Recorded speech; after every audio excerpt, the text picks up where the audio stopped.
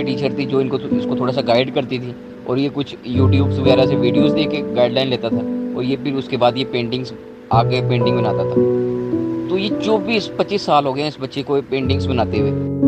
Artist Umar जलाल साहब ये मुख्तलिफ शख्सियात के पोर्ट्रेट बनाते हैं, और अब ये किंग्स हैं जैसे कि जितने भी मुस्लिम ममालिक के उन तमाम के पोर्ट्रेट बना रहे हैं। दुबई के जो किंग हैं उनका पोर्ट्रेट बनाया है, फिर और तैयब उर्दुगान साहब का पोर्ट्रेट बनाया। अब ये कतर के किंग हैं उनका पोर्ट्रेट बना रहे हैं, और इनके बेशक मैं तमाम इस्लामी ममालिक के किंग्स हैं उन तमाम के पोर्ट्रेट्स बनाऊँ।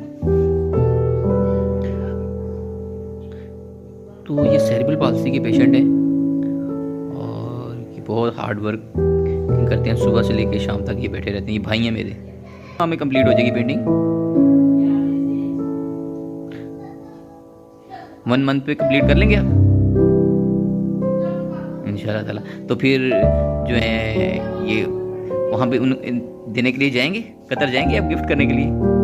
चले इंशाल्लाह ताला। तो अब सब भाइयों से रिक्वेस्ट है कि आप ये उमर की जो वीडियो है उसके वायरल करें। Thank you so much.